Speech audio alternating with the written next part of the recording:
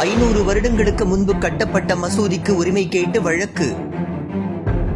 உத்தரப்பிரதேச மாநிலம் சம்பலில் பெரும் வன்முறை. காவல்துறை துப்பாக்கிச் சூட்டில் 4 பேர் உயிரிழப்பு. உத்தரப்பிரதேச மாநிலம் சம்பலில் 4 இஸ்லாமிய இளைஞர்கள் காவல்துறை துப்பாக்கிச் சூட்டில் கொல்லப்பட்ட சம்பவம் பரபரப்பை ஏற்படுத்தியுள்ளது. இது குறித்து பின்னணி விவரங்கள் என்ன என்பதை பற்றி இந்த தொகுப்பில் பார்க்கலாம்.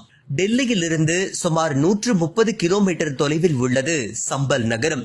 இங்கு அக்பர் காலத்தில், அதாவது சுமார் 500 ஆண்டுகளுக்கு முன்பு சாகி ஜும்மா மசூதி என்ற பள்ளிவாசல் கட்டப்பட்டது.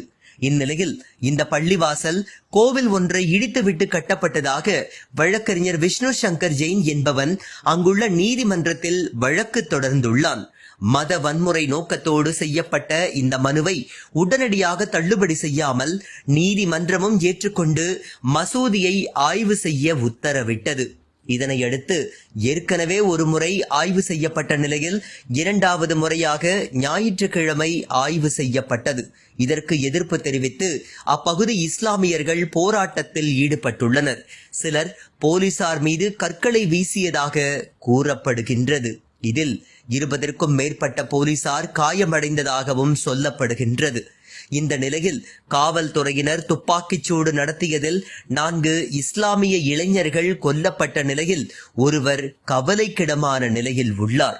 பலர் காயமடைந்துள்ளனர். எனினும் 2 இஸ்லாமிய பெண்கள் உட்பட 15 பேர் கைது செய்யப்பட்டனர். மேலும் பலரை விரட்டி கைது செய்து வரும் காவல்துறை அவர்கள் மீது தேசிய பாதுகாப்பு சட்டம் பாயும் என்றும் எச்சரிக்கை விடுத்துள்ளது.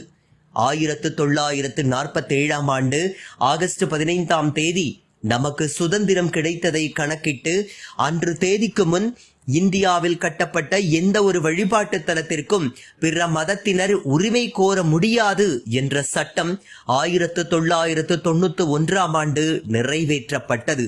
ஆனால் இந்த சட்டத்தை மீறி 500 ஆண்டுகளுக்கு முன்பு கட்டப்பட்ட மசூதிக்கு உரிமை கோரி நீதிமன்றத்தில் வழக்கு தாக்கல் செய்யப்பட்ட நிலையில் அதனை அந்த நீதிமன்றம் ஏற்றுக்கொண்டதோடு ஆய்வு செய்யவும் உத்தரவிட்டிருப்பது கடும் சர்ச்சையை ஏற்படுத்தியுள்ளது.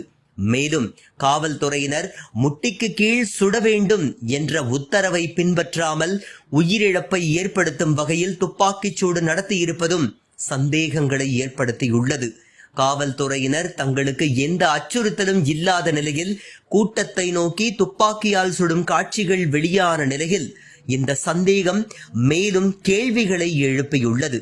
போராட்டக்காரர்கள் தாக்கியதில் காவல்துறையினர் உள்ளிட்ட அதிகாரிகள் காயமடைந்ததாக சொல்லப்படும் நிலையில் அரசு தரப்பில் உயிரிழப்புகள் ஏற்படவில்லை. அப்படி இருக்கும் போது 4 பேர் துப்பாக்கியால் சுட்டுக் கொல்லப்பட்டிருப்பதன் மூலம் உத்தரப்பிரதேச காவல்துறை அதிகாரிகள் மத வெறியுடன் நடந்து கொண்டார்களா என்ற கேள்வியை பலரும் எழுப்பி வருகின்றனர். இந்த வீடியோவை உங்களுக்கு வழங்கியது www.aliaonlinestore.com. இந்த இணையதளத்தில் நீங்கள் ட்ரை ஃப்ரூட்ஸ், நட்ஸ், அதே மாதிரி குழந்தைகளுக்கு தேவையான டாய்ஸ் உள்ளிட்ட பல பொருட்களை நீங்கள் வாங்கிக்கலாம்.